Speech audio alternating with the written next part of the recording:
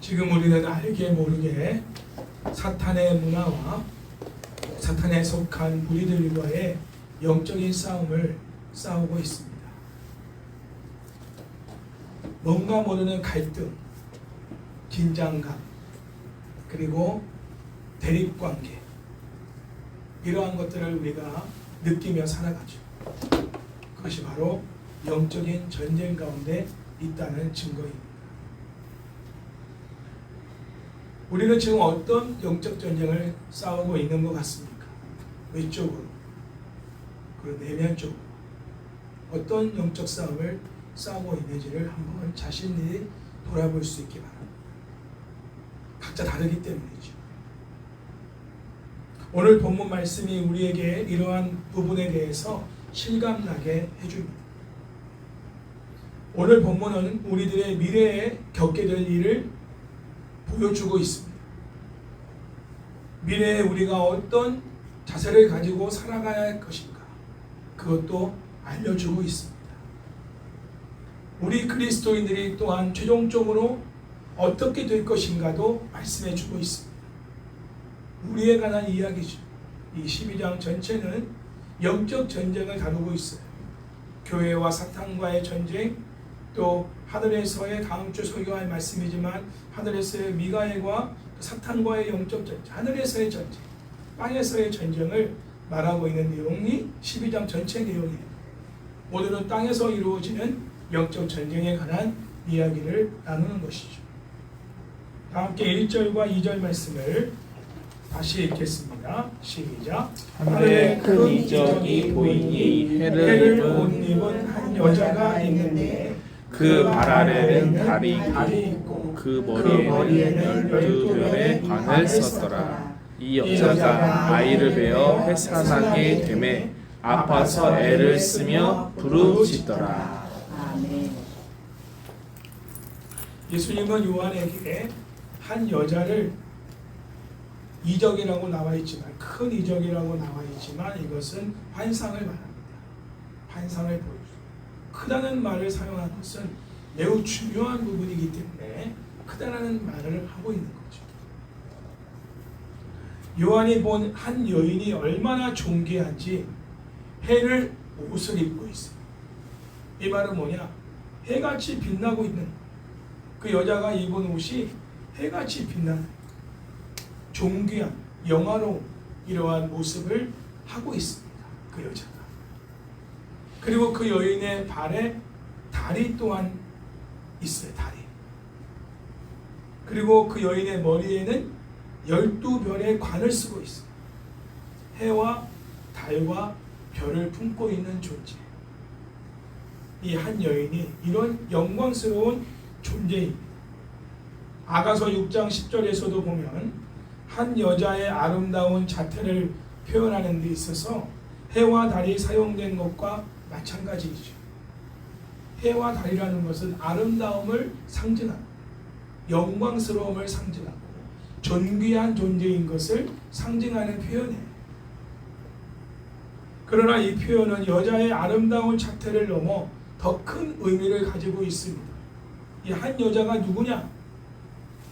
그 힌트가 12별의 관을 썼다라는 이 말에 힌트가 있어요. 이 12이라는 숫자는 성경에서 교회를 말할 때 사용하는 숫자입니다. 구약의 12지파, 구약의 교회 공동체, 신약의 12사도, 신약의 공동체를 말할 때 12이라는 숫자를 사용합니다. 그러므로 12별의 관이라는 말을 힌트로 삼아서 이 여자가 누구냐라는 것을 우리가 알 수 있는데, 이 여자는 바로 교회 공동체, 하나님의 구속받은 백성들을 의미하고 있는 것입니다. 그러니까 하나님께 구원받은 백성들이 얼마나 존귀하고 아름답고 영광스러운 존재인가. 해와 달과 별을 품고 있는 존재다. 특별히 오늘 본문에 나와 있는 이 한 여인은 구약의 공동체, 구약의 이스라엘 백성들을 가리키고 있는 말씀입니다. 1절에 기록된 해를 옷 입고 발 아래에 달이 있으며 12별의 관을 머리에 쓰고 있는 여자의 모습, 하나님의 영광스러움을 드러내는 아름다운 신부의 모습, 바로 구약의 이스라엘 백성들을 상징하는 이미지라고 볼 수 있습니다. 구약의 교회인 이스라엘 백성들을 한번 살펴보십시오. 우리가 구약을 읽어보면 이스라엘 백성들이 어떤 존재인지를 알 수 있죠. 창조주 하나님과 언약을 맺은 존재입니다. 어떤 인생이 죄로 인해 타락한 인생들이 거룩하신 하나님과 언약을, 신랑과 신부만이 맺을 수 있는 그 언약의 관계를 맺을 수가 있겠습니까? 감히 하나님의 얼굴을 볼 수도 없고 하나님의 음성을 들을 수도 없는 존재인 우리 인간이 하나님과 언약의 관계를 맺었다. 이건 엄청난 특권이죠. 우리가 길거리에 지나가는 개미하고 언약을 맺는 것보다도 더 충격적인 일인 거예요. 벌어지만도 못한 우리의 인생, 지렁이만도 못한 우리의 인생이 창조주 하나님과 언약의 관계를 맺어서 서로 사랑하는 관계가 된다는 거, 이거는 뭐 신분적인 차이를 떠나 존재 자체의 차이를 떠나서 있을 수가 없는 일인데, 하나님이 일방적으로 이스라엘 백성들과 언약을 맺어버리시고 언약을 맺을 존재 가치도 안 되는 특별한 존재죠. 정말 해처럼 빛나는 옷을 입은 영광스러운 존재가 이스라엘 백성들입니다. 그리고 그들은 하나님의 임재가 있었어요. 어디에 가든지 하나님은 이스라엘 백성들과 함께 하셨어요. 홍해를 건널 때에도, 광야를 지날 때에도 구름 기둥과 불 기둥으로 하나님이 늘 언제나 함께 하셨고, 언약궤를 통해서 내가 너와 함께하고 있다, 하나님의 임재에 대한 상징적인 물건까지도 하나님이 이렇게 보여주셨어요. 성막을 짓고 성전을 짓게 하신 것도 하나님의 임재에 대한 부분을 기억하라. 그것이 하나님의 임재를 상징하는 게 아니라 내가 너와 항상 함께하고 있다라는 것을 하나님이 이 무지한 인간들에게 보여주시는 상징적인 물건들을 하나님이 보여주십니다. 그리고 하나님의 종들을 보내시죠. 선지자를 보내십니다. 끊임없이 말씀을 주세요. 직접 말씀하시면 들을 수 없으니 하나님의 종들을 보내서 하나님의 말씀을 대언해서 전해주시죠. 우리 하나님의 백성들이 가진 가장 큰 하나님의 임재에 대한 상징은 바로 성경이에요. 성경. 지금으로 말합니다. 우리가 성경을 가졌다는 것은, 늘 성경과 함께 한다는 것은 하나님의 임재 가운데 산다는 걸 우리에게 보여주는 실제입니다. 이건 상징이 아니라 실제. 과거에는 뭐 성전이나 성막이나 언약궤나 이런 것들은 상징적인 부분이지만 이 바이블 성경은 하나님의 임재의 실제입니다. 그러니까 우리 말씀을 우리가 따라 산다는 건 하나님의 임재 가운데 산다는 거예요. 말씀을 제껴놓는다는 것은 우리가 하나님의 임재를 떠나서 산다는 겁니다. 할렐루야. 여러분이 말씀에 의지해서 무언가를 결정하고 행동하고 있다면 반드시 그 일에, 선택한 그 일에 하나님이 동행할 수밖에 없어요. 그러니까 절대 실패할 수 없는 거예요. 그러니까 우리가 말씀을 기다리는 게 굉장히 중요해요. 찬양도 드렸지만 하나님의 말씀을 기다려야 돼요. 누구 말을 듣고 내 생각에 의해서 결정하는 게 아니라 하나님의 말씀을 듣고 움직여야 돼요. 그래야 하나님이 나와 동행할 수 있고 그 임재 가운데서 모든 불가능이 가능해지는 역사를 경험합니다. 여러분의 진로나 결혼이나 모든 선택의 문제에 있어서 하나님의 말씀을 기다리는 자세, 그리고 말씀이 떨어지면 그 말씀에 의지해서 행동하는 자세, 이게 믿음인 거죠. 그 믿음으로 살아가는 자에게는 하나님이 언제나 동행하시는 축복을 베풀어 주시죠. 주권적인 하나님의 보호와 인도하심을 받게 됩니다. 이거는 이스라엘 백성들만이 받을 수 있는 특권이었던 거예요. 이방 민족들은 절대로 받을 수가 없는 거예요. 얼마나 영광스러운 존재예요. 그러나 그들은 이러한 영광스러움과 거룩함을 포기했어요. 버렸어요. 그래서 하나님의 영광스러움과 거룩함을 잃어버린 거예요. 그래서 이방 민족들에게 짓밟히는 인생이 됩니다. 우리가 하나님의 거룩함과 영광스러움을, 다시 말하면 하나님의 임재를 실제인 이 말씀을 우리가 저버리면 세상 사람들에게 영광스럽고 거룩한 존재로서 취급받는 게 아니라 짓밟힘을 당한다. 그러니까 하나님의 백성들이 세상에서 짓밟힘을 당하는 이유는 하나예요. 하나님 말씀을 버렸기 때문에. 그거는 하나님의 영광을 버린 거예요. 그것은 하나님의 임재를 떠난 거예요. 그러니 하나님이 함께할 수가 없으니 우리는 세상에서 밟힐 수밖에 없어요. 우리가 잘나가는 세상 사람들이 우리에게 함부로 대하지 못하는 게 아닙니다.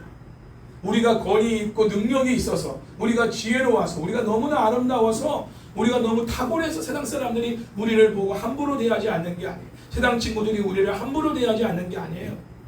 하나님과 동행하기 때문에, 하나님의 영광이 나와 함께하기 때문에 사탄의 영의 지배를 받은 세상 사람들이 나를 함부로 대할 수가 없어요. 만약 함부로 대했다? 그러면 하나님이 가만두지 않아요. 쳐버립니다.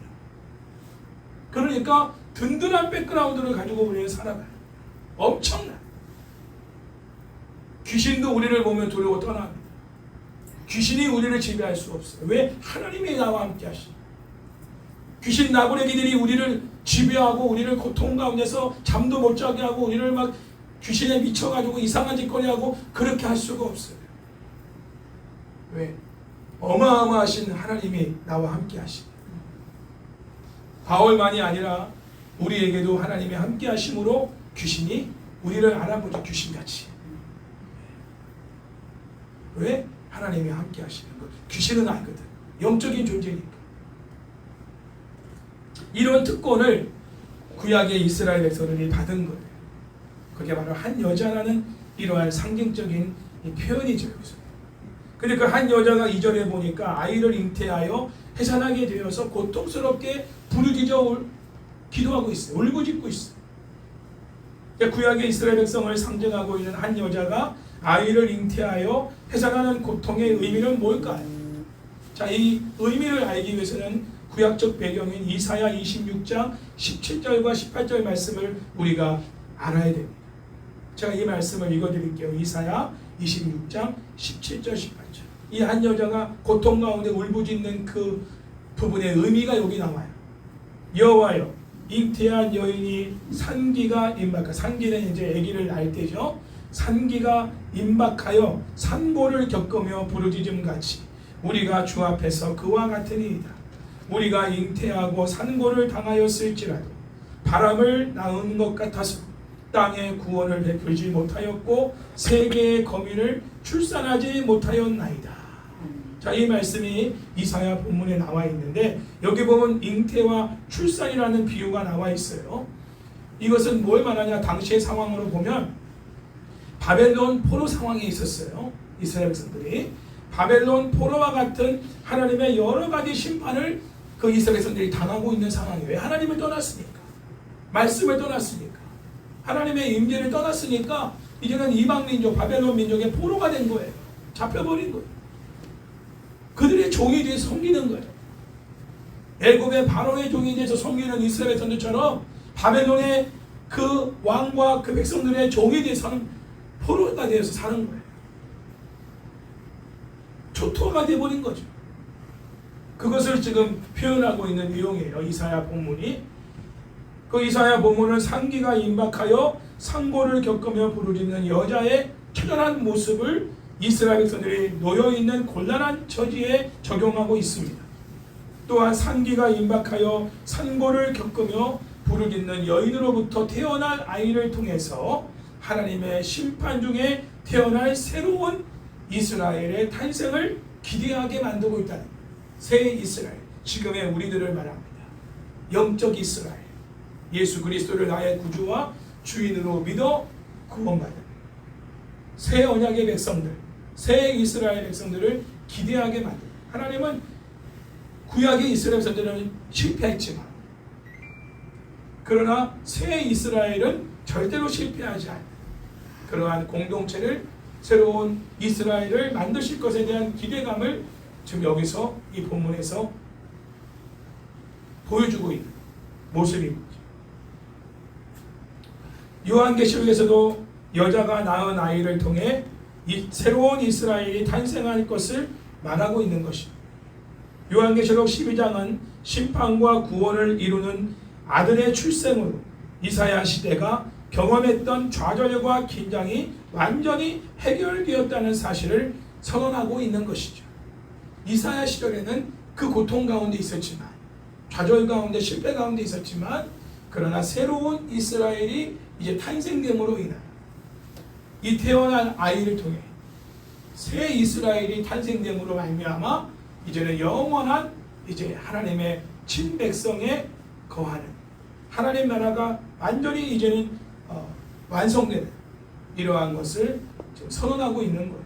3절과 4절 말씀을 그 다음에 또 읽어봅니다. 시작. 하늘에 또 다른 이적이 보이니 보라 한 큰 붉은 종이 있어 머리가 일곱이요 뿔이 열이라. 그 여러 머리에 일곱 왕관이 있는데 그 꼬리가 하늘의 별 3분의 1을 끌어다가 땅에 던지더라. 용이 해산하는 여자 앞에서 그가 살아나면 그 아이를 삼키고자 하더니. 예수님은 교회 공동체인 한 여자만 요한에게 환상으로 보여주시는 게 아니라 한 큰 붉은 용을 큰 이적, 큰 환상으로 보여주십니다. 여기서 하늘에 또 다른 이적이 보이니 보라라고 요한이 말하는 건 너무나 충격적인 장면을 보여요. 이 용의 실체가 너무나 충격적이기 때문에 보라 하면서 이 보라는 말은 주목하라 이런 뜻이거든요. 본인도 깜짝 놀란 거죠. 이 용의 능력과 권세와 관련하여 구약 배경인 시편 74편 13절 14절과 이사야 51장 9절 10절 에스겔 29장 3절과 32장 2절 말씀을 살펴보도록 하겠습니다. 우선 시편 74편 13절과 14절을 제가 읽어드립니다. 용에 대한 얘기입니다. 주께서 주의 능력으로 바다를 나누시고 물 가운데 용들의 머리를 깨뜨리셨으며 리우어 야단의 머리를 부수시고 그것을 사막에 사는 자에게 음식물로 주셨으며 이렇게 시편에 기록되어 있습니다. 역사적으로 우리가 잘 아는 바와 같이 주께서 주의 능력으로 바다를 나누시고는 무슨 사건을 말합니까? 역사적으로 네? 주께서 주의 능력으로 바다를 나누시고 홍해 사건을 말합니다. 자, 홍해 사건 잘 아시죠? 이스라엘 백성들은 다 지나갔잖아요, 안전하게. 그 다음에 또 누가 뒤따랐어요? 애굽의 군대가 뒤따랐잖아요. 하나님이 다 어떻게 했어요? 바닷물을 다시 덮어버려서 다 수장시켜버렸어요. 다 죽여버렸어요. 거기서. 하나님의 백성들을 대적하는, 곧 하나님을 대항한 바로의 군대를 바다에서 다 몰살시켜버렸어요. 그 사건을 말하고 있어요. 시편의 이 말씀이. 자, 그렇다면 이 사건을 지금 통해서 말하고 있다면 용들의 머리를 깨뜨리시는 것은 뭘 말하는 거야?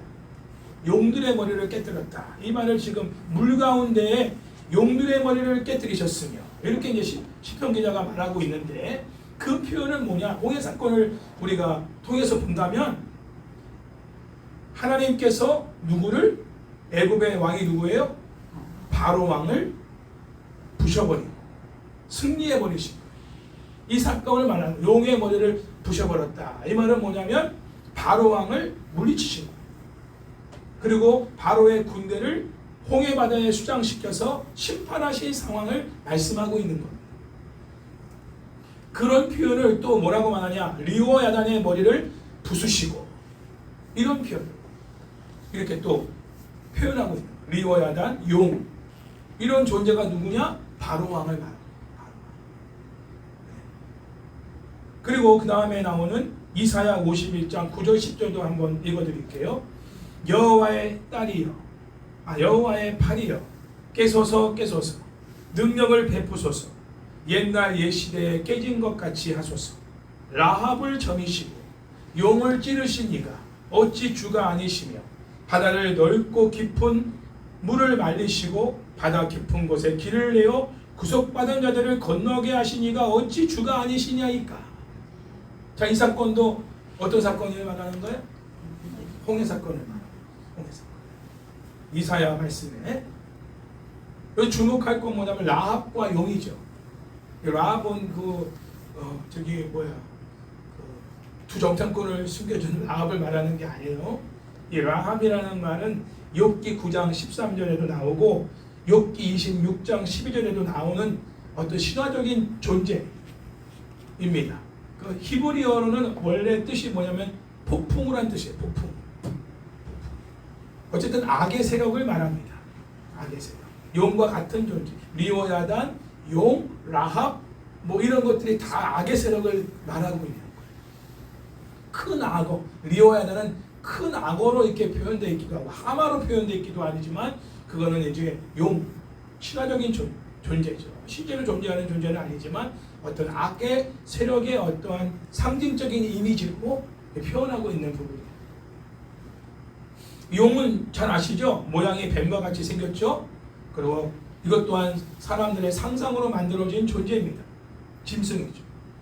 제가 어렸을 때 우리 아이들하고 비축제 엑스포를 간 적이 있는데 그곳에 중국에서 만든 어마어마한 큰 용이 시뻘겋게 막 불을 이렇게 렌즈로 해가지고 쫙 만들어놨어요. 깜짝 놀랐어요. 애들이 놀랐어요. 이 중국 사람들은 지금도 붉은색을 굉장히 중요하게 여기죠. 그리고 용을 굉장히 신성시 여깁니다. 붉은 용, 이거는 뭐냐면 나쁜 어떤 짐승을 의미하는 게 아니라 중국에서는 아주 길한 짐승으로 이렇게 상징하고 있어요. 그런데 요한계시록에서 말하는 용은 그런 상상의 짐승이거나 길한 짐승을 말하는 게 결코 아닙니다. 라합과 용은 하나님의 창조의 회복을 반대하는 악의 세력이라고 말할 수 있어요. 바벨론 포로 해방을 위해서 반드시 제거되어야 될 그러한 악한 세력이라고 말할 수가 있는 거예요. 그러니까 하나님의 백성들을 완전하게 구원하기 위해서 반드시 제거해야 될 악한 세력, 그 세력이 바로 라합, 용, 리오야단 이런 존재라는 것입니다. 그러니까 구약의 이스라엘 백성들을 그 애굽에서 구원하기 위해서 반드시 제거해야 될 대상은 누구예요? 바로 왕과 그의 군대, 애굽 군대잖아요. 걔네들을 제거해야 완전한 구원을 받는 거예요. 걔네가 계속 쫓아와봐요. 광야까지. 그러면은 구원이 완전한 게 아니잖아요. 계속 쫓겨다녀야 되는 거, 도망다녀야 되는 거. 그러니까 완전히 하나님이 수장시켜서 쫓아올 수도 없게 만들어버렸어. 그렇죠? 네. 그래서 하나님의 완전한 승리, 그것을 이제 이 시편과 이사야서에서 말씀, 용의 머리를 쳐부셔버리고 깨버리고 이런 표현들을 쓰고 있는 거예요. 그 다음에 마지막으로 에스겔 29장 3절과 32장 2절도 제가 설명해 드릴게요. 너는 말하여 이르기를 주 여호와의 말씀에 애굽 왕 바로야, 이제 직접적으로 말합니다. 애굽 왕 바로야, 내가 너를 대적하노라. 너는 자기의 강들 중에 누운 큰 악어이라. 악어라고 설명합니다. 바로를 스스로 이르기를 내 이 강은 내 것이라. 내가 나를 위하여 만들었다 하는 거다. 바로가 뭐라고 말하냐? 이 나일 강, 예를 들어 나일 강이 거기는 신성시 됐으니까 이 강은 내가 만들었다. 나를 위해 만든 강이다. 이렇게 말했다는 거예요, 바로가. 자, 이거는 하나님의 주권을 모독하는 거죠. 내가 메시아다. 나에게 경배하라. 그런 존재들이 바로와 똑같은 존재예요. 더군다나 이 시대가 인본주의 시대입니다. 내가 왕이야. 내가 신이야. 내가 하고 싶은 대로 하는 거야. 누가 뭐라 그래. 하나님이 뭐라고 하든지 말든지 나는 상관없어. 나는 내 맘대로 할 것이고 내 맘대로 할 거야. 내 인생은 나의 것. 이게 바로예요. 하나님이 반드시 깨부셔버려야 될 하나님의 주권을 모독하는, 창조주 하나님의 주권을 모독하는 존재. 내가 만들었다. 내 거다. 이런 말을 바로가 했다는 거죠. 이런 대상은 하나님이 가만두지 않습니다. 반드시 쳐버린다. 왜? 하나님의 주권을 모독한 거예요. 네 거가 아니라 하나님 거니까. 우리는 하나님 거예요. 할렐루야. 우리가 사는 집도 하나님 거고요. 우리 통장에 있는 돈도 하나님 거고요. 우리 건강도 하나님 거고 다 하나님 거라는 걸 인정하는 자가 하나님의 백성들인 거예요. 그래서 하나님의 영광을 위해 사용되는 거죠. 그런 사람들은 하나님이 반드시 보호하시고 인도하시고 책임지지만 내 거야. 내가 나를 위해 만들었어. 내 마음대로 할 거야. 이런 인생은 하나님을 모독하는 자이기 때문에 왜? 창조주를 모독하는 거예요. 내가 창조주니까. 사탄과 똑같은 짓을 하는 거예요. 그런 사람들은. 사탄만 그렇게 말하는 게 아니잖아요. 내가 왜 하나님께 경배해야 돼? 내가 왜 하나님을 찬양해? 내가 찬양받기에 합당한 존재야. 나를 찬양하라. 하나님이 받아야 될 영광을 자기가 가로채는 거. 이게 사탄 아닙니까? 그 사탄에 속한 사람들의 특징은요, 다 자기중심적이에요. 자기가 왕이에요. 자기가 신이야. 누구 말도 듣지 않아. 그래서 권위자의 말도 듣지 않고 하나님 말씀은 더더욱 대립하죠. 거부하죠. 사탄이 지배하는 사람들의 공통적인 특징입니다. 그런 사람하고 여러분이 같이 살면 안 돼요. 그런 사람하고 같이 여러분 한 집에 살면 여러분 사탄의 나라와 하나님의 나라가 같이 매일 싸웁니다. 지방에서. 여러분 안에도 그 싸움이 아직도 있다면 여러분 안에 아직도 자기중심적인 게 있다는 거예요.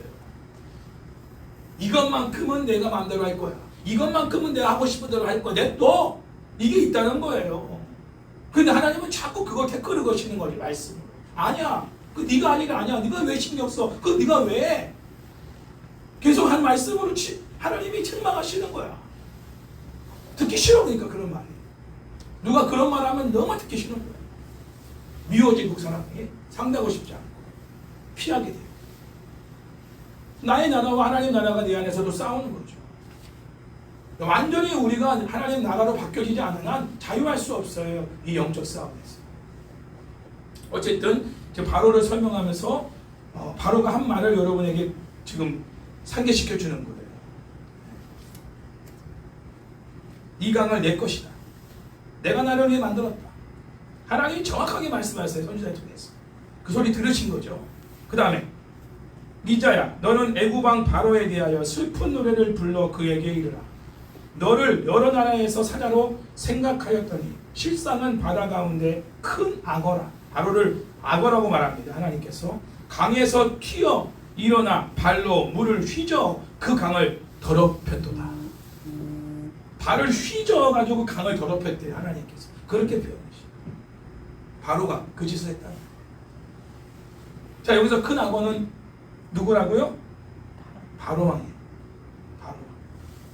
그러니까 시편과 이사야서의 경우도 용, 미호야단, 라합 다 누구로 말한다고요? 바로 왕을 말합니다. 요한계시록 12장 9절 돌아가서 12장 9절은 이제 나중에 나오겠지만 한 큰 붉은 용은 옛뱀 곧 마귀라고도 하는 사탄을 말합니다. 사탄의 모습을 보니까 머리가 7이고 뿔이 10이며 그 여러 머리에 7 왕관이 있다. 7머리와 10개의 뿔이라는 표현은 다니엘 7장 7절과 19절 20절에서 넷째 짐승을 배경으로 하고 있는데 제가 읽어드릴게요. 내가 밤 환상 가운데 그 다음에 본 넷째 짐승은 무섭고 놀라우며 또 매우 강하며 또 쇠로 된 큰 이가 있어서 먹고 부서뜨리고 그 나머지를 발로 밟았으며 이 짐승은 전에 모든 짐승과 다르고 또 10뿔이 있더라. 그 다음 19절 20절 이에 내가 넷째 짐승에 관하여 확실히 알고자 하였으니 곧 그것은 모든 짐승과 달라서 심히 무섭더라. 그 이는 쇠요 그 발톱은 노시니 먹고 부서뜨리고 나머지는 발로 밟았으며 또 그것의 머리에는 10뿔이 있고 그 외에 또 다른 뿔이 나오며 새 뿔이 그 앞에서 빠졌으며 그 뿔에는 눈도 있고 큰 말을 하는 입도 있고 그 모양이 그의 동류보다 커 보이더라. 자, 이렇게 다니엘서에서 말하고 있어요. 자, 여기서 보면 넷째 짐승이 얼마나 공포스러운 존재인지를 설명하고 있습니다. 그리고 10개의 뿔을 가졌다. 그리고 말도 하고 눈도 있다. 이런 어마어마한 존재입니다. 이 넷째 짐승은 바로 성도들을 핍박하는 악한 세력을 말하고 있는 거예요.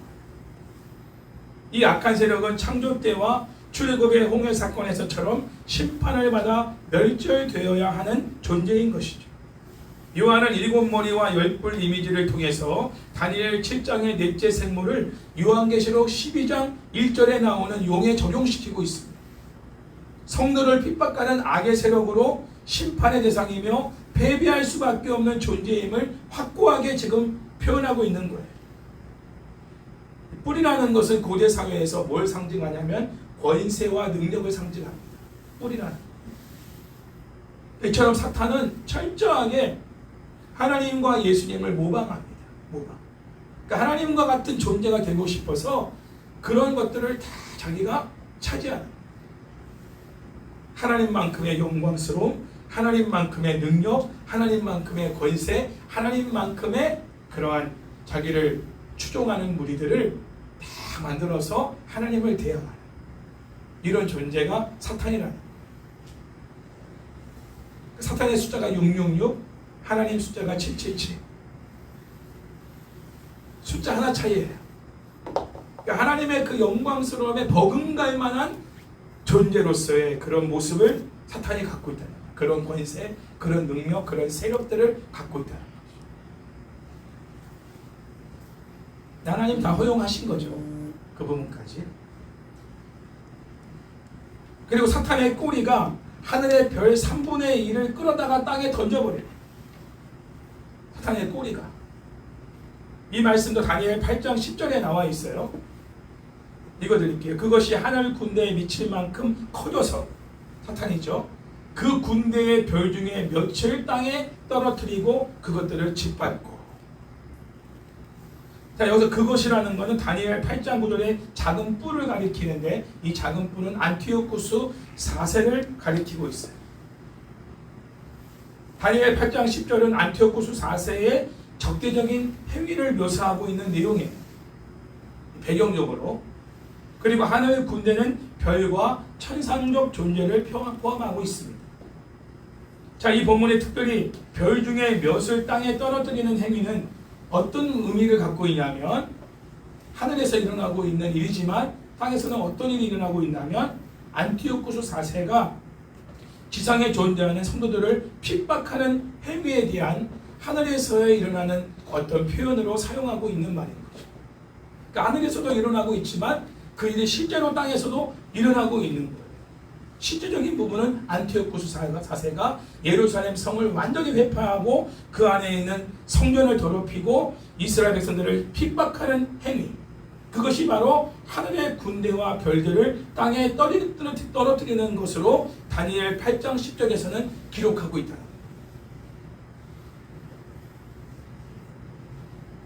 그러므로 다니엘 8장 10절에서 하늘의 별들이 땅에 떨어져 짓밟히는 장면은 바로 대적자에 의해 고난당하는 이스라엘 백성들을 상징적으로 보여주고 있다는 거예요. 이런 내용은 다니엘 11장 35절을 통해서 자세히 더 이해할 수 있습니다. 읽어드릴게요. 또 그들 중 지혜로운 자 몇 사람이 쇠퇴하여 무리로 연단되며 정결케 되며 희게 되어 마지막 때까지 이르게 하리니 이는 작정된 기한이 있음이라. 자, 이 본문에서 지혜로운 자 몇 사람은 누구를 말하냐? 성도들을 말하는 겁니다. 별 중에 몇과 같은 존재들이죠. 이 의인들이 쇠퇴하고 연단되고 정결케 될 것을 말하고 있어요. 자, 이 본문도 나중에 나오는 6절 말씀과 연관이 되는 부분이죠. 광야에서 성도들을 하나님이 어떻게 양육시키는가, 정한 기간까지 그들을 연단하고 정결케 하고 거룩케 하는 이런 표현들이 다니엘서에도 나오고 있지만 이게 지금 요한계시록 12장 6절에서도 말하고 있는 내용과 직결되는 거예요. 다니엘서의 내용은 다니엘에게 먼 미래에 일어날 것들을 지금 환상으로 보여주신 내용을 다니엘이 기록한 거잖아요. 그거에 대한 성취가 이제 요한계시록에서 아주 사실적으로 이제 드러나게 되는 거죠. 그 완성된 내용들이. 다니엘서 같이 이렇게 우리가 말씀을 보는 이유는 그 다니엘에게 보여준 환상이 요한계시록에서 성취되었기 때문에 그거를 왜 구약 배경을 가지고 지금의 현재 상황에 이루어진 것들을 같이 보는 거예요. 연관이 있다는 거예요. 자, 요한은 이런 다니엘서의 관점을 가지고 요한계시록 12장 본문에 지금 적용하고 있는 겁니다. 먼저 다니엘서를 배경으로 볼 때 용의 꼬리로 하늘의 별 3분의 1을 땅에 던졌다는 것은 사탄이 천사의 타락을 주도해서 하나님을 대적한 사건으로 이해하는 것은 합당하지 않습니다. 이렇게 설교하시는 분들이 대부분이에요. 사탄 루시퍼가 천사들을 다 꿰어가지고 그들을 타락시켜서 하나님이 그들을 쫓아내가지고 3분의 1 천사들이 다 땅으로 내려왔다. 귀신 나부레기들이 되는 사탄을 추종하는, 이렇게 해석하는 것은 잘못된 거예요. 왜냐하면 요한계시록 12장 4절에서 끌어다가 던지는 이 동사의 표현은 사탄이 자기의 동료인 타락한 저자들에게 사용할 수 있는 어떠한 성격의 동사가 아니라 도리어 사탄의 적대적인 상대를 향하여 행사될 수 있는 적대 행위로 표현되고 있는 내용이기 때문에 자기 동족들, 자기의 동료들을 그렇게 땅에다 던져버리는 이런 행동을 하는 표현이 아니라는 거예요. 자기와 적대 관계에 있는 대상을 향하여 행하는 그런 행동이라는 거죠. 그렇다면 이 행동은 무엇을 말하는 거냐? 끌어다가 던지는 이 용, 사탄의 행위는 그의 적대적인 세력이 누구예요? 교회 공동체죠. 이 교회 공동체에 대한 적대적인 행위를 표현하고 있는 것입니다. 결국 이러한 행위는 용과 곧 사탄이 하나님의 백성 간의 영적 전쟁이 일어나고 있다는 것을 암시하고 있는 표현인 것입니다. 사탄은 영적인 존재라 눈에 보이진 않지만 실제로 존재하고 있습니다. 그리고 아주 오래전부터 있었고 지금도 인간의 삶 속에 면밀하게 간섭하고 역사하고 있습니다. 자, 그런데 이 사탄이 무슨 계획을 하느냐? 자, 이게 중요합니다. 이 여인은 곧 구약 교회인 이스라엘 성도를 상징한다고 그랬죠? 자, 이 여인이 지금 어떻게 해요? 해산할 상황이죠. 아이를 낳을 상황이란 말이에요. 이 아이가 누구예요? 예수 그리스도입니다. 구원자이신 예수님. 이 예수님이 이 땅에 오시어서 이제 예수님이 이 땅에 구원의 사역을 이루시는 이 부분에 대해서 이 아이를 삼켜버리려고 하는 거예요. 자, 여자가 낳을 이 아이를 이 사탄이, 용이 공격하려는 목적이 뭘까요? 이 여자가 낳은 아이의 존재를 사탄은 정확하게 알고 있는 거예요. 예수님이라는 걸 알고 있는 거예요. 이분이 메시아고 하나님의 아들인 것을 알고 있는 거예요.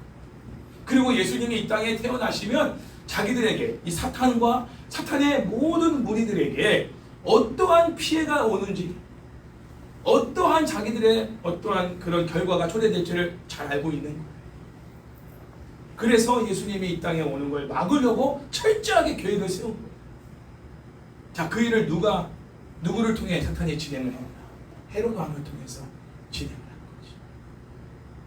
그래서 예수님이 태어난 사실을 동방마사 세 사람을 통해서 이제 알게 되잖아요. 헤롯이. 그래가지고는 2살 미만의 남자아이들을 전부 다 죽여버리게. 감사하게도 하나님께서 또 요셉에게 딱 꿈중에 와서 피하라 말씀하셔서 피했잖아요.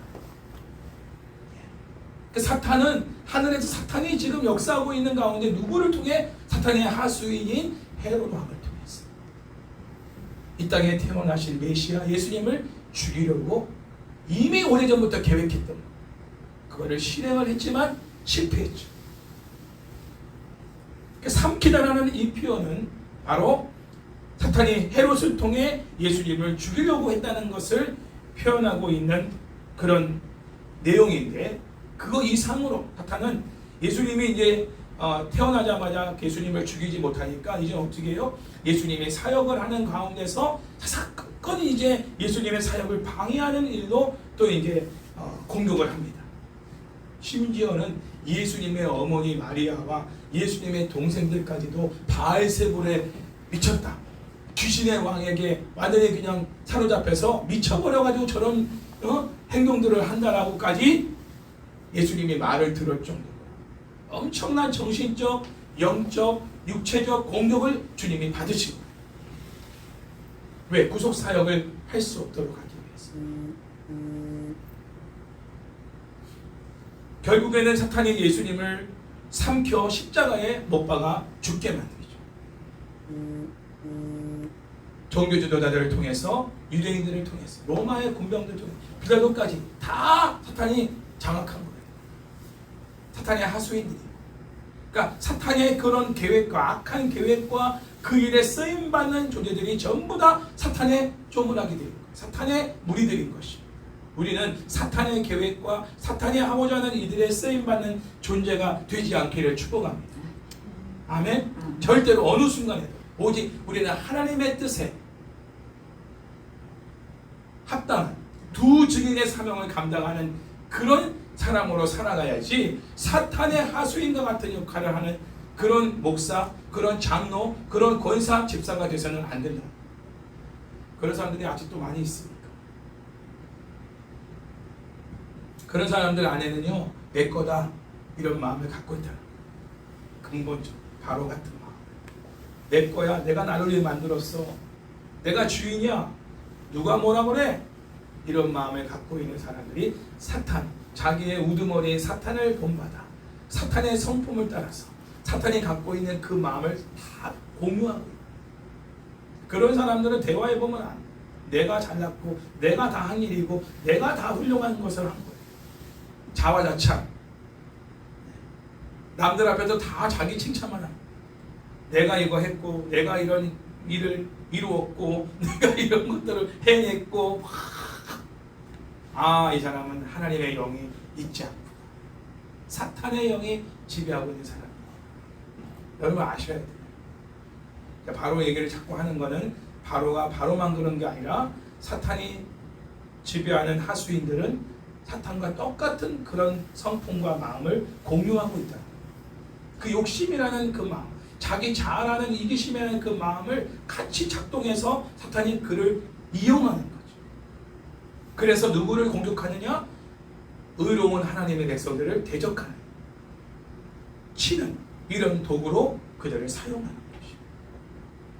집안에서도, 교회에서도, 직장에서도, 이 사회 구석구석에서 그런 사탄의 무리들이 의인들을 노려보고 있다. 죽이려고, 삼키려고, 짓밟으려고. 예수님까지 삼켜서 십자가에 못 박아 죽게 하죠. 그러나 그것은 사탄의 승리가 아니라 사탄의 철저한 패배가 됩니다. 왜냐하면 하나님은 예수님을 십자가에 못 박혀 죽게 하심으로 온 인류의 죄를 다 사해 주셨기 때문에. 할렐루야. 사탄이 아무리 치밀하게 계획을 해도 하나님의 생각을 뛰어넘을 수가 없다는 거예요. 하나님은 다 보고 계셔요. 사탄이 자기 계획대로 되는 것 같다가도 결국엔 하나님 사탄의 계획을 완전히 뒤집어 엎어버리십니다.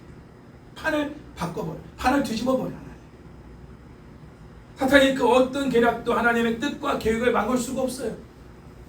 심지어 하나님은 사탄의 승리까지도 사용하셔서 하나님의 궁극적인 뜻을 이루고야 마시는 분이십니다. 그러니까 잠시가 사탄이 승리한 것 같고 사탄의 무리들이 승리한 것 같이 보여도 하나님은 거기서 결국은 하나님의 궁극적인 뜻을 이루시는 거예요. 그러니까 사탄과 사탄의 무리들이 무슨 짓을 해도 결국은 하나님의 뜻을 거역하고 그 뜻을 막을 수가 없다. 하나님 진짜 못되게 계시죠. 누가 감히 하나님을 상대하겠습니까? 결국 예수님은 사망 권세를 깨고 부활하시어 잠자는 모든 자들의 첫 열매가 되셨다는 거예요. 하나님의 역전의 열매, 하나님의 승리의 결과가 바로 예수님의 부활로 나타나고, 사탄이 깜짝 놀란 거죠. 우와, 역시 하나님이시. 자, 5절 말씀을 이 사실을 잘 설명해 주고 있죠. 5절 말씀 시작. 여자가 아들을 낳으니 이는 장차 철장으로 만국을 다스릴 남자라. 그 아이를 하나님 앞과 그 보좌 앞으로 올라가더라. 5절에 대한 구약 배경은 이사야 66장 7절 8절인데 이사야 66장 7절 8절 말씀을 제가 읽어드립니다. 시온은 진통을 하기 전에 해산하여 고통을 당하기 전에 남아를 낳았으니 남자아이를 이러한 일을 들은 자가 누구이며 이러한 일을 본 자가 누구이냐. 나라가 어찌 하루에 생기겠으며 민족이 어찌 한순간에 태어나겠느냐. 그러나 시온은 진통하는 즉시 그 아들을 출산하였도다. 자, 이 남자아이가 누구예요? 바로 예수님을 말합니다. 예수님 탄생을 예고하고 있는 내용이 이사야 66장 7절 8절에 나와 있는 거예요. 예수님의 탄생으로 교회 공동체를 의미하는 새로운 이스라엘이 세워지게 된 거예요. 새로운 이스라엘인 교회 공동체는 이 땅에서 하나님의 통치를 드러내고 있습니다. 하나님은 교회를 통해서 이 땅을 통치하시는 거예요. 만물 위에 교회를 세우시죠. 하나님이 고린도서 말씀 보면 만물을 통치하시는 데 있어서 만물 위에 또 교회를 통치하십니다. 그 말은 뭐냐면 하나님의 교회를 통해서 만물을 통치하십니다. 전에도 말씀드렸지만 교회가 거룩해야, 교회된 우리가 정결해야 하나님이 우리가 사는 이 나라, 이 사회를 거룩하고 정결한 나라로 다스릴 수가 있어요. 소돔과 고모라 성에게 하나님이 요구한 건 뭐예요?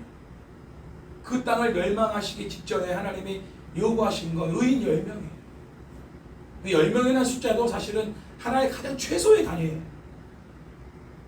하나님의 이름을 부르고 하나님을 경외하며 하나님의 말씀을 따르고 순종하는 그러한 사람이 한 가정만이라도 있다면 하나님은 그 소돔과 고모라가 아무리 동성애가 판을 치고 정말 하나님 보시기에 역겨운 짓을 한다 할지라도 그 땅을 심판하지 않겠다. 그 롯의 가정만이라도 그런 가정이 됐다면 하나님은 소돔과 고모라를 멸망시키지 않았을 거예요. 그러나 롯도 그의 가족도 의인 10명에 포함되지 않은 것을 안 거예요. 아브라함. 더 이상 묻지 않았어요. 그러나 그들을 구해달라는 그러한 요청의 중보기도를 하나님 들으셔서 마지막 순간에 두 정탐꾼 천사를 통해서 롯과 아내와 딸들을 피신케 하는데 롯의 아내도 열심히 하다가 뒤돌아봐가지고 결국 소금 기둥이 됐잖아요. 소돔과 고모라 땅에만 그런 게 아니라 지금 이 대한민국도 마찬가지예요. 저 미국이 허리케인으로 하나님이 치고 계시지만 아직까지도 미국이 전 세계 안에서 영향력을 가장 강하게 미치고 있는 이유는 뭐냐? 그 땅에 그래도 아직 신실한 하나님의 백성들이 남아있는 거예요. 대한민국도 마찬가지입니다. 매일 서로 싸우고만 있지. 이 나라의 어떤 정치하는 모습만 보면 이 나라가 당장 망할 것 같아요. 다른 나라가 볼 때 얼마나 웃기겠어요. 쟤네는 맨날 싸워. 싸우는 것밖에 할 줄 아는 게 없어. 그런데 이 나라가 망하지 않아. 하나님이 보호하사 우리나라 맞아요. 여러분 애국가가 찬송가로 찬송가였다는 거 아시죠? 원래 애국가가 찬송가였대요. 찬송가가 우리나라 국가예요. 국가. 이런 나라입니다. 하나님이 보호. 원래가 하나님이었어요. 그런데 이게 하느님으로 바뀐 거지 이제. 하나님을 섬기는 백성들이 있는 한 하나님은 이 땅을 망하게 하시잖아요. 그것이 바로 교회를 통해 이 땅을 통치하시는 하나님의 방법인 것입니다. 그리고 두 증인의 사명을 감당하는 소수의 무리들이 있는 한 그 땅을 멸하시지 않아요. 우리가 그 역할을 감당하면 되는 거예요. 할렐루야. 다른 교회가 어떻든 간에 우리 교회가 그 역할을 감당하면 우리를 통해 하나님이 이 땅을 통치하시는 역사가 일어나게 되는 거죠.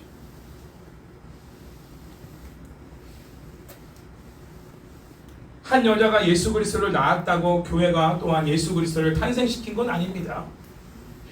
이 말의 뜻을 오해하면 안 돼요. 예수 그리스도께서 교회의 약속을 통해 나셨고 교회를 구원하시기 위해서 나셨다는 뜻을 의미하고 있는 거예요. 예수님을 철장으로 만국을 다스리시고 심판하실 만유의 주이시고 만왕의 왕이 되시어 십자가에서 죽으시고 부활하사 다시 하나님 앞과 보좌 앞으로 올라가셨어요. 이게 5절 말씀에 나와요. 사탄은 자기의 계획이 실패하자 이제는 여자 곧 교회 공동체를 공격합니다. 예수님이 올라가 버렸어. 그러니까 이제는 예수님을 공격할 수가 없잖아. 열이 받은 이 사탄이 이제는 누구를 공격하느냐? 이 땅에 남아있는 신실한 그리스도인들, 교회들을 공격 대상으로 삼는 것. 그때 이 여자인 교회는 사탄의 공격을 피해 광야로 도망쳐서 일정 기간 동안 지내는데, 이것을 성경은 교회를 친히 양육하시는 과정이라고 설명하고 있어요. 6절 말씀 읽겠습니다. 이 제일 중요한 말씀이죠. 시작. 그 여자가 광야로 도망하매 거기서 1260일 동안 그를 양육하기 위하여 하나님께서 예비한 곳이 있더라. 아멘. 자, 출애굽을 체험한 이스라엘 백성들도 광야로 하나님이 피하게 하셨죠. 여러분, 광야는 우리가 찬양도 했지만은요, 광야는 정말 척박한 곳입니다. 언제 한번 광야를 한번 가보고 싶은, 유다 광야를 실제로 이렇게 다녀오신 목사님들 얘기 들어보니까 정말로 무섭대요. 아무것도 없으니까. 피할 곳이 없대. 그러니까 적의 눈에 그냥 바로 띄는 거예요. 어디 숨을 곳이 없는 게 유다 광야. 그리고 낮에는 정말 더워서 걸을 수도 없는데 숨을 곳도 없고 그늘진 곳도 없어. 그러니까 너무 아무것도 없으니까 무섭다는 거예요. 공포감이 밤이 되면요 어마어마하게 무섭대요. 목사님 직접 거기서 하루를 지냈다는 거예요. 너무 무섭다. 이 공포감을 감당할 수가 없다. 척박한 환경이기도 하지만, 그러나 잘 보세요. 거꾸로 보면 애굽의 위협이 미칠 수 없는 가장 안전한 장소다. 애굽의 군대가 광야까지 와서 이스라엘 백성들을 칠 생각을 할 수가 없는, 하나님의 철저한 보호와 양육과 인도와 구름 기둥과 불 기둥에 의한 하나님의 임재가 충만한 곳이 어디냐? 광야라. 부정적인 차원에서만 광야를 보면 이거 외롭고 고독하고 나를 아까 찬양도 했지만 막 일부러 고독하게 하시고 낮아지게 하시고 깨지게 하시고 척박한 환경이지만, 그 광야야말로 가장 안전한 곳이다. 하나님의 임재가 있는 곳이다. 적들이 나를 공격할 수 없는 그런 곳이다. 이스라엘 백성들이 하나님을 신뢰하고 하나님 말씀에 순종하기만 한다면 광야는 환경과 상관없이 하나님의 임재 가운데 있는 에덴 동산과 같은 곳이다. 오늘 여러분 광야를 좀, 오늘 이 말씀을 통해서 다시 한번 재해석하고, 광야라는 곳을 이렇게 어두운 어떤 부정적인 이러한 곳으로만 보지 말고 광야가 어떤 의미가 있는지를 오늘 정확하게 알 수 있기 바랍니다. 출애굽 때에도 하나님은 애굽에 살았던 이스라엘 백성들을 위해 광야를 예비하셨어요. 하나님이 예비하신 가장 안전한 곳이 광야였단 말이에요. 일부러 거기 보낸 게 아니에요. 안전하니까. 이런 광야라는 환경에 여자를 둠으로써 교회 공동체의 정체성을 다시 한번 하나님이 새롭게 규명하시죠. 그것은 교회 공동체가 구약에서 광야 여행을 하던 이스라엘 백성들처럼 하나님의 철저한 보호와 인도를 받는 하늘에 속한 자들이라는 것입니다. 여러분, 광야 40년을 지나가면서 그들의 발이 부르트지도 않았고 옷이 헤어지지도 않았다고 그랬어요. 천국 아닙니까? 있을 수 없는 일이잖아요. 40년 신발 신어봐요. 신발을 유지할 수 있냐고요. 아무리 모래길을 걷는다 하더라도 40년간 옷이 헤어지지 않는 옷이 어디 있어요. 그리고 그 200만 가까이 사람들이 거기서 밤에 불을 떼고 낮에는 물을 마시고, 또 여러분 생각해보면 살 수가 없는 곳이잖아요. 환경적으로는 살 수가 없는데 가장 완벽한 하나님의 공급하심을 경험했던 곳이 광야란 말이에요. 할렐루야. 상식적으로는 살 수 없어요. 그러나 하나님이 임재하시니까 가장 안전한 곳이고, 광야지만 하나님이 불기둥과 구름기둥으로 내가 너와 함께하고 있다는 것을 계속해서 보여주시면서, 아말렉 군대가 전쟁 쳐들어와도 하나님이 다 막아버리시고 정갈과 불뱀 가운데서 보호해 주시고, 모래바람이 확 몰려오는 곳에서 하나님이 그 이스라엘 백성들을 보호해 주시고, 추위와 더위에서 보호해 주시고, 철저한 하나님의 공급과 보호와 인도와 그리고 하나님의 임재를 경험하는 곳, 그것이 바로 광야는. 지금도 우리는 이 광야의 길을 가고 있어요. 하나님이 광야의 열악한 환경 속에서 하나님의 백성들에게 무엇을 지금 양육하고 있냐, 무엇을 교육하고 있냐면, 따라서 해볼게요. 하나님의 말씀으로 사는 법. 하나님의 말씀으로 사는 법. 과거에 이스라엘 백성들은 애굽에서 바로의 왕을 듣고 살아야 했어요. 바로의 지시대로 행동하고 하루의 일과의 모든 삶이 바로의 명령과 지시에 따라서 사는 삶이었다. 그러나 이제는 너희가 하늘에 속한 나에게 속한 나의 백성으로서 나의 말을 듣고 나를 따라 살아야 된다. 이걸 훈련시키신 거야. 광야는 누구 말도 들을 수 없는 곳이잖아요. 아무도 나에게 뭘 말해줄 사람이 없어. 단 모세를 세우죠. 지도자 모세를 세워 하나님의 뜻을 모세를 통해 드러내시죠. 근데 모세의 말을 하나님의 말씀을 듣지 않고 대항하죠. 대항하는 자들마다 하나님이 죽이시죠. 땅을 갈라서 그냥 수장시켜 고라냐 성경까지. 그 하나님을 대적한 것이죠. 하나님이 지금도 우리에게 광야와 같은 인생길을 살아가게 하시는 이유는 뭐냐? 우리 백성들, 친백성들에게 너희가 하나님의 말씀으로 사는 법을 배워야 한다. 우리가 이 땅에서 배워야 될 진짜 공부는 수학, 영어, 국어가 아니고 하나님의 말씀으로 사는 법을 배워야 합니다. 하나님이 우리를 친히 양육하시는 교육 방법이 이 광야 같은 인생에서 하나야. 말씀으로 사는 법을 가르치시기 위해서 우리에게 이 땅에 남겨주신 거예요. 그래서 만나와 그리고 말씀으로 광야에서 이스라엘 백성들을 양육했다면 지금은 우리에게는 뭐예요? 성령과 말씀. 성령과 말씀으로 하나님 우리를 친히 양육해 주신. 그러면서 하나님은요 일용할 양식과 모든 것을 채워주신. 그러니까 그 나라와 그의 의를 구하라는 이 주님의 마태복음 6장 33절 말씀을 보면 이 모든 걸 더하시다는 말씀이 뒤에 나와 있지만 주된 것은 그게 아니고 그 나라와 그의 의를 구하는 게 주예요. 왜? 광야 같은 인생길이니까. 우리가 누구 말을 듣고 누구의 통치를 받아야 되느냐. 저번 주 말씀이죠. 누가 진정한 통치자입니다. 하나님이시죠. 이걸 요한계시록이 말하고 있는 거예요. 상황은 척박하지만 너희와 함께 하시는 분이 하나님이시다. 과거의 구약 교회인 이스라엘 백성들을 광야에서 먹이시고 입히시고 돌보시고 인도하신 분이 하나님이신 것처럼 지금의 광야의 인생길에 살아가는 하나님의 친백성된 우리들을 먹이시고 입히시고 돌보시는 분은 하나님이십니까?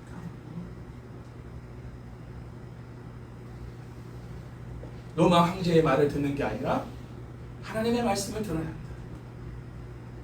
또 이 시대에 우리가 누구 말을 듣냐? 세상의 말을 듣는 게 아니라 하나님 말씀을 듣고 그 말씀대로 준행하면 모든 것을 하나님이 더하시는 그런 은혜를 누리며 살게 될 것이다.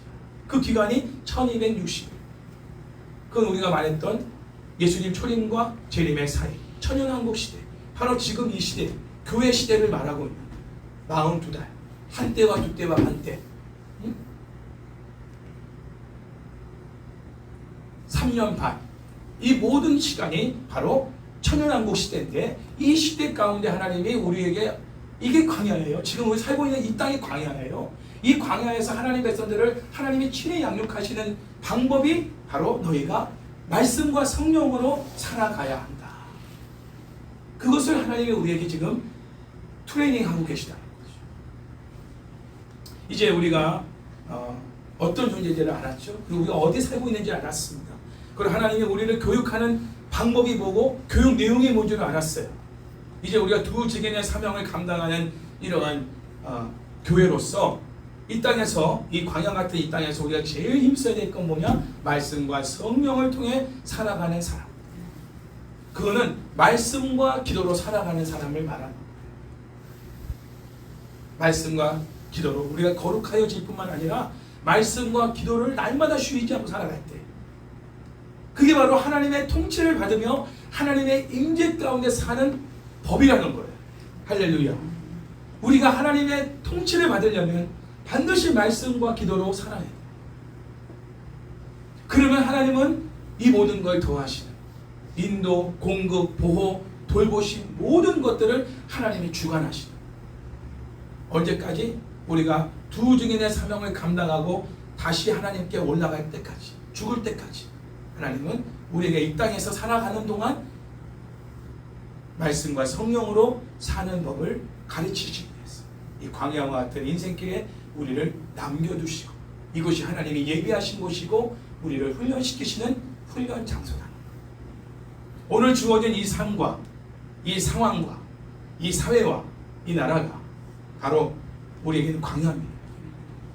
이곳에서 우리가 살아남는 방법, 살아가는 방법, 이 안에서도 하나님의 통치를 받으며 살아갈 수 있는 유일한 길, 말씀과 성령으로, 말씀과 기도로 날마다 하나님과 독대하며 살아가는 삶. 그 삶을 통해서 두 증인의 사명도 우리는 감당할 수 있게 되는 것이죠. 이 삶을 통해 영적 싸움에서 또한 승리를 거둘 수가 있는 것입니다. 이러한 삶이 되기를 주의 이름으로 축원합니다.